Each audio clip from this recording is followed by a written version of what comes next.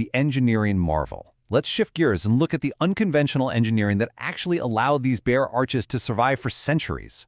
The absolute genius behind this structure was a man named Malik Sandal. He was an Abyssinian eunuch who managed to rise all the way through the military ranks to become a highly prominent figure in the Idil Shahi court. Malik Sandal designed this massive building, sitting on a huge elevated basement. We're talking 215 feet square. His architectural vision was this gorgeous blend of Persian, Turkish, and Deccan styles, all built using incredibly strong dark brown basaltic stone. Okay, so how exactly do you build perfectly symmetrical, massive arches way back then without modern cranes and tech? Well, Malik Sandal used a really ingenious step-by-step construction method. First, he'd raise these solid stone walls in the shape of concentric arches. Second, he'd erect the entire wall structure as one solid mass. Then, and this is the truly wild part, once the structure was stable, they would intentionally topple the inner arches, just knock them right down, leaving only the beautifully curved outermost arch standing perfectly intact and totally free. But here is the absolute kicker. The thing that truly defines this entire structure. No cement was used. Seriously, zero cement. To stabilize these colossal arches, the medieval engineers didn't use a single drop of mortar to bind the blocks. Instead, they used iron rings. They embedded these iron rings right into the dark basalt stones to hold them together side by side. From that point on, it is literally just gravity doing the work. The sheer weight of the stones, which were meticulously cut and balanced, forces the structure inward and downward, locking the arches tightly into place. It is just a breathtaking example of relying entirely on the laws of physics instead of traditional masonry. And the visual result? It's stunning. The arches are purely Gothic in outline. They're struck from two distinct centers, and the curves just continue flawlessly all the way up to the crown. I mean, just imagine for a second what this whole thing would look like if it were actually finished. A massive, symmetrical web of intersecting Gothic arches stretching high into the sky, completely towering over the city. Section 2.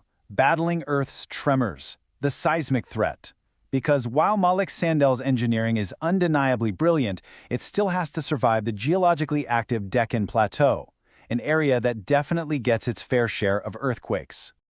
To really understand how historic buildings survive earthquakes, we've got to geek out on the physics of their architecture for a second. Bijapur's architecture relies heavily on the arcuated system, meaning it uses arches, vaults, and domes, typically bound by lime mortar. Contrast that with the older trabediate system, which is basically just simple posts and lintels, kind of like what you'd see in ancient dry stone temples. Paradoxically, the extreme sturdiness and the heavy mass of that arcuated system can actually make it brittle. It doesn't like to safely absorb and dissipate the sideways shockwaves of an earthquake, which means it's highly prone to severe cracking. But there is a clever way these arcuated structures defend themselves against earthquakes. Take the Jami Masjid in Bijapur, for instance. Notice the solid masonry infill inside the walls, right above and around the arches. When an earthquake hits, the frame itself resists the shaking, and those infill walls essentially act like a cushion. They safely absorb the seismic energy, so the arches don't come crashing down. Which brings us right to the tragic paradox of Barakamан's vulnerability. When you compare an arch frame with masonry infill to one without it, the difference in survivability is huge. Because Barakamан was abruptly halted, it's essentially just a skeleton. It completely lacks that masonry infill between its freestanding arches. Modern studies show that without that infill wall to absorb the lateral loads, these bare stone arches are incredibly vulnerable to distortion or even total collapse if hit by seismic shockwaves. Yet somehow, despite the wild rumors of royal murder, the complete lack of cement, and the constant threat of earthquakes, it is still standing today. Maintained beautifully by the Archaeological Survey of India, the central tomb area is this incredibly peaceful, open-air space. You can walk right up to the graves of Ali Adil Shah II, his wife Chand Bibi, and his family. There's no roof, there are no lavish decorations. It's just this austere, quiet atmosphere, where the sunlight filters softly right through those giant bare arches. So, as we wrap up this explainer, I want to leave you with something to think about. We know Ali Adil Shah wanted to build a finished, polished masterpiece to outshine everyone before him.